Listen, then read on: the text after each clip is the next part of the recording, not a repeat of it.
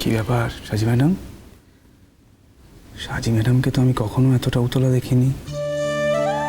সাজি ম্যাডাম হচ্ছে সংযমের শিরোমণি, তাই না?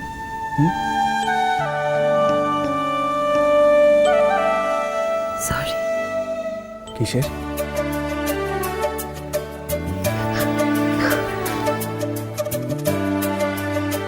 ম্যাডাম, মাঝে মাঝে বরফটাকে একটু গলাতে হয়, এই নিজের বাইরের শেলটা সেটা থেকে একটু বেরিয়ে আসতে হয়, তাহলে কিছুই না, উল্টো দিকের লোকটা একটু ভালো লাগে। কেমন? সৌরভ, কাল তুমি কোথায় যাচ্ছ বলো তো? কাল কাল বললাম তো, কাল ওই অফিসের কাজটা আছে ওখানেই। জানো সৌরভ, আমার কেমন যেন মনে হচ্ছে কাল তুমি অফিসের কোনো কাজে যাচ্ছ না। তুমি কি বাই এনি চান্স আমাকে সন্দেহ করছো? না না, এই কথাটা বলে তুমি কি বোঝাতে চাইলে আমাকে? তুমি অবিশ্বাস করছো। সাজি, আমরা এখনো জীবন শুরু করিনি, তুমি এখনই আমাকে সন্দেহ করতে শুরু করে দিলে। এই এই তুমি এরকম ভাবে রেগে যাচ্ছ কেন বলো তো? তুমি তুমি তো এরকম পাগলামি করো, কত সময় কত বন্ধুর জন্য ছুটে ছুটে যাও, আমি তো সব জানি। তুমি তো প্রথমে সেই কথাগুলো কাউকে জানাতেই চাও না। হয়তো তোমার কোনো বন্ধুর ক্রাইসিস হয়েছে, তাই তুমি এভাবে ছুটে ছুটে যাচ্ছ। এরকম তো আগে কতবার হয়েছে সৌরভ, কোনোদিনও হয়নি তেমন তো নয়। তুমি তো কই সেই কথাগুলো একবারও ভাবলে না। তুমি তুমি কি করে এটা ভাবলে আমি তোমাকে সন্দেহ করব? তোমাকে, যাকে এত বছর ধরে চিনি, যাকে নিজের একটা অস্তিত্ব মনে করে, তাকে কি সন্দেহ করা যায় সৌরভ? আমি মরে যাব, তাও তোমাকে সন্দেহ করতে পারবো না। আই এম সরি, সরি, আমি একটু বেশি ওভার রিঅ্যাক্ট করে ফেলেছি, সরি। আসলে কালকের কাজটা খুব জরুরি, তুমি ঠিকই বলেছো, আমাকে যেতেই হবে। আমি কাজটা সেরে ফিরে এসে তোমাকে সবটা বলবো, একটু গোপনীয় কাজ। আমি ফিরে আসি, তোমাকে সব জানিয়ে দাও। তুমি আমাকে না বললেও আমি কিছু মাইন্ড করব না। তুমি যাচ্ছ কোনো জরুরি কাজ বলেই তো যাচ্ছ। কটা বাজে খেয়াল আছে? এবার তো উঠতে হবে। উঠতে হবে তো, অফিস থেকে এসছো তো ডিরেক্টলি, পরিশ্রম গেছে খুব। এক কাজ করছি, আমি তোমাকে নামিয়ে দিয়ে বাড়ি যাচ্ছি, ঠিক আছে? চলো চলো। কাল তুমি তাড়াতাড়ি ফিরবে তো সৌরভ?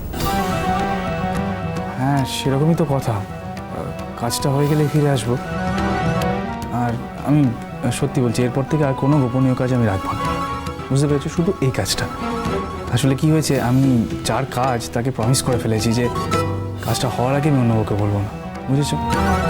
আচ্ছা বাবা, ঠিক আছে, আমি তো আর কিছু বলছি না, আমি তো বুঝতে পেরেছি। তুমি না বড্ড ভালো মেয়ে সাজি, জানো? তোমার মতো মেয়ে আজকাল দেখা যায় না।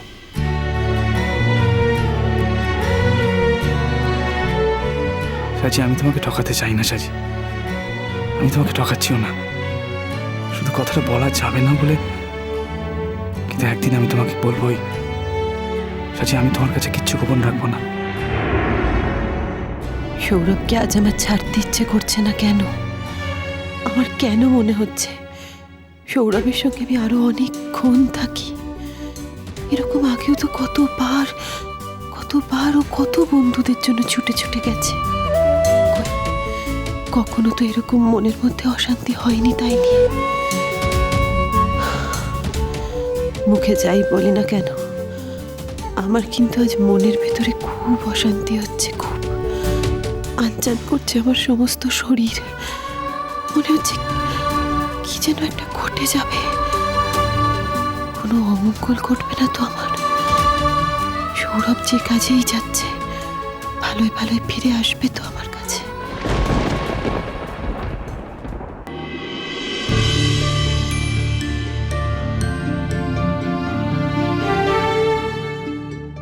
ও, মহারানীর তাহলে সময় হয়েছে আসার। ইদানিং তো দেখছি আমার সঙ্গে ছাড়া সব ব্যাপারেই সবাইকে সময় দেওয়া যাচ্ছে। তাহলে তো দেখছি ভাব হয়ে কোনো লাভ হলো না, এর থেকে ঝগড়াটাই ভালো ছিল। তোমার সাথে আমার একটা সিরিয়াস কথা আছে।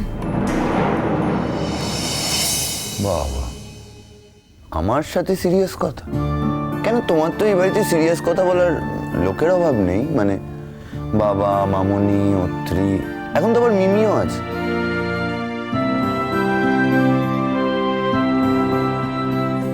শুনবে কি শুনবে না আমার কথা? কি সিরিয়াস কথা? এইরকম ভাবে শুনলে না হবে না, সিরিয়াসলি শুনতে হবে। আরে কি মুশকিল, কথা বললে তো মন দিয়েই শুনবো, আবার সিরিয়াসলি শোনা যায় নাকি? আমার মনে হচ্ছে আমাদের একটা খুব বড় বিপদ হতে চলেছে। কিসের বিপদ আর কি ব্যাপারে বলছো? দিদিভাইয়ের ব্যাপারে। কি বলছো তুমি? দিদির কিন্তু বিয়ের দিন আর 1 সপ্তাহ পর, আর এখন তুমি বলছো যে বিপদ ঘটতে চলেছে দিদির। তো তোমার কি মনে হচ্ছে আমি কিছু না জেনে না বুঝে বলছি? কেন গো, ওই সেদিন ওই চায়ের বিষয় নিয়ে ঝামেলা হলো, একটা সামান্য ইস্যু, তাতে কি হয়েছে? ওর বাবা মা কি বিয়ে দিতে রাজি নয় নাকি? বাবা মা কি আবার আপত্তি জানিয়েছে নাকি? না না, এই ব্যাপারে ওরা কিছু জানায়নি। তাহলে আবার কিসের সমস্যা হয়েছে? শোনো, আমি তোমাকে সেদিন সবটা আমি বলতে পারিনি। আমি একটা ব্যাপার অনুমান করেছি। আর অনুমান কেন বলছি, ওটাই ঠিক। সেদিন ওই চা নিয়ে যে গন্ডগোলটা হয়েছিল, মানে আমার মনে হচ্ছে ওটা জিয়া করেছে। হ্যাঁ জানি। শোনো, সে নিয়ে তো তুমি বলেওছো, শাসনও করেছো। সামনে তো বিয়ে, আর ওটা টেনো না। এখন বরং আমাদের ফোকাস করা উচিত যে দিদিকে নিয়ে আমাদের বাজারে যাওয়ার কথা, কেনাকাটি, এগুলো করতে হবে। তো শুরু করে দাও। শোনো, আজ আমি একটা জায়গায় যেতে চাই, তুমি নিয়ে যাবে? কি বলছো? তুমি আর আমি একসাথে? না না, তাই হয়? বাড়ি সদ্য এত লোক, সবাইকে একসাথে না নিয়ে গেলে খুব খারাপ দেখায় না, বলো? শোনো, আমাকে না ভেঙিয়ে না, আমি যেটা বলছি সেটা একটু করো। আচ্ছা, কোথায় নিয়ে যেতে হবে মহারানীকে, বলো? কোথায় নিয়ে যেতে হবে সেটা আমিও ঠিক জানি না। ও বাহ, তাহলে তো মিটেই গেল। মানে তুমি আমায় বলছো যে আমাকে নিয়ে কোথাও একটা যাবে, জানোই না কোথায় যাবে। কি যে মানে এসবের আমি জানি না। মানে আছে। তুমি জানো আজকে জিয়াও ওর কোনো এক বন্ধুর জন্মদিন বলে বাড়ি থেকে বেরোবে। হ্যাঁ, আর ওনাকে আজকে রাতেও বাড়ি ফিরবে না, এরকমই ওর প্ল্যান। হ্যাঁ, তার সাথে তোমার বেরোনোর কি সম্পর্ক সেটা বুঝতে পারছি না। এই হেয়ালি টেয়ালি করো না, পরিষ্কার করে বল। তুমি কেন বুঝতে পারছো না? মানে এই ঘটনাগুলোকে মিলিয়ে, মানে তুমি দুয়ে কোথাও একটা চার করতে পারছো না? কোথায় আবার দুয়ে চার? দেখো, আমি যখন জিয়ার এই বাইরে বেরোনোটা নিয়ে কথা বলছি, মানে তুমি তো বুঝতেই পারছো যে আমি জিয়ার এই এখন বাইরে বেরোনোটা, এটা ভালোভাবে নিচ্ছি না। সে তো তুমি না নিতেই পারো। দেখো কঙ্কাবতী, জিয়া যখন ওর মায়ের কাছে পারমিশন নিয়ে ওর বন্ধুর বার্থডেতে যাচ্ছে, রাতে থাকবে, ওর মা যখন ওকে যেতে দিচ্ছে, তোমার আপত্তিটা কোথায়? মানে তোমার আপত্তি করার কোনো প্রয়োজন নেই এখানে। কারণ আমার ধারণা জিয়া ওর কোনো বন্ধুর বার্থডেতে যাচ্ছে না। তাহলে কোথায় যাচ্ছে? দেখো, তুমি আমাকে খারাপ ভাবতে পারো, কিন্তু আমার একটা কথা, মানে আমার একটা বিষয়ে খুব সন্দেহ হচ্ছে।